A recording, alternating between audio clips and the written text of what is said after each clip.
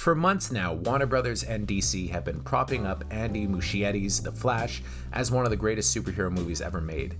In April, the studio launched an ambitious early screening campaign where they showed an unfinished version of the film to a large group of people, including the audience at CinemaCon, which is where I saw it. Due to it being a screening of an unfinished cut, I wasn't allowed to review the movie formally. Even the polished version that I saw at the press screening is apparently missing a critical post-credits moment. However, it does have a scene that I definitely didn't see at the CinemaCon version, which is mind-blowing, but I'm not going to spoil here. So, in this one, Barry Allen, aka The Flash, can't resist the temptation to use his super abilities to turn back time and prevent the murder of his mother. But messing with the timeline propels him to another Earth without a Superman or anyone to protect the planet from General Zod's invasion. Saddled with another younger Barry Allen to mentor, also played by Ezra Miller, he soon discovers that another Kryptonian is on Earth and seeks this timeline's Batman to help him. And of course, Batman is played by none other than Michael Keaton.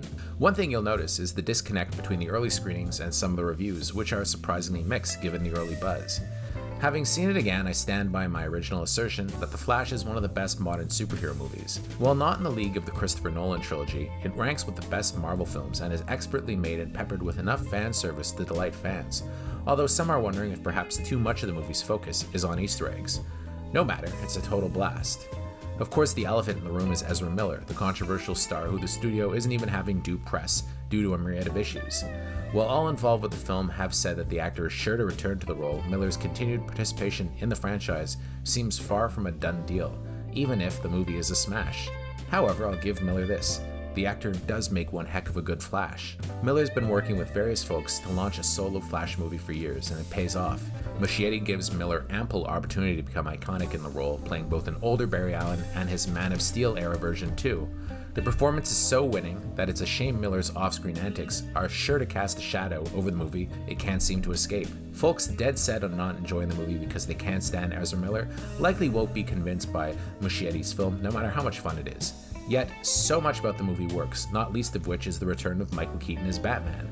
For those of us who grew up in the 80s and early 90s, Keaton was our Batman, and considering it's been 31 years since he last wore the cape, it's pretty impressive how seamlessly he picks up the character. In The Flash, Bruce Wayne is a bit of a hermit, with long, scraggly hair and a beard. He stopped being Batman years ago. But when his world is in peril, he can't help but become the Cape Crusader once again. Keaton's arc as Batman is the movie's strongest element, and if this is his swan song in the part, he couldn't have done it better. Muschietti and his production team do a good job establishing that this is the world we saw in the Tim Burton Batman movies, with the same Wayne Manor and even the same kitchen Wayne has in his date with Vicky Vale in the first movie. The only issue is that Keaton's first big action sequence as Bruce Wayne, set to Chicago's 25 or 6-4, features a whole lot of doubling, as does much of the role, so some suspension of disbelief is required here. Then again, it's a superhero movie, so being believable shouldn't be the priority. Speaking of Batman, Ben Affleck also returns to the role, delivering his lightest performance in the part to date. He actually seems to be having a lot of fun in his early scenes, making me wish DC would double down and bring him back in the role. Keaton steals the movie though, but one also has to give credit to Sasha Calle for her role as Supergirl. She's a real find, with her the impulsive, more reckless Kryptonian compared to her famous cousin, and she makes the character flawed, complicated, and unpolished. It's very different than other versions of the character, and I could see her becoming a fan favorite. As good as much the movie is though, The Flash does have a few issues. One of that is that it doesn't stand on its own. If you haven't seen Man of Steel, you're really going to be stuck, as the whole movie hinges on audiences' familiarity with Snyder's film. Michael Shannon may be back as Zod, but his screen time is limited. Muschietti and company assume that you know the role well enough that it's not given a lot more in the way of dimension. The movie also goes maybe a little overboard in the fan service department during the climax.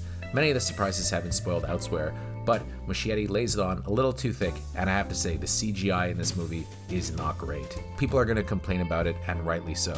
I held off on complaining about it when I saw the early version because I really thought that it was going to be overhauled, but to me it looks pretty much the same as it did when I saw it originally. However, the score by Benjamin Wallfisch is terrific, reusing a few classic themes in order to give us a welcome dose of nostalgia. Muschietti also keeps the pace really tight, delivering perhaps the most purely entertaining DC movie ever. So is The Flash a classic? Well, the jury is still out. How it winds up being perceived down the line likely depends on what's going to follow it. Is it a one-off from Miller and Keaton and Calle? We'll see, but if it is, I had more fun watching this than any other superhero movie in a long time, and I give it an 8 out of 10.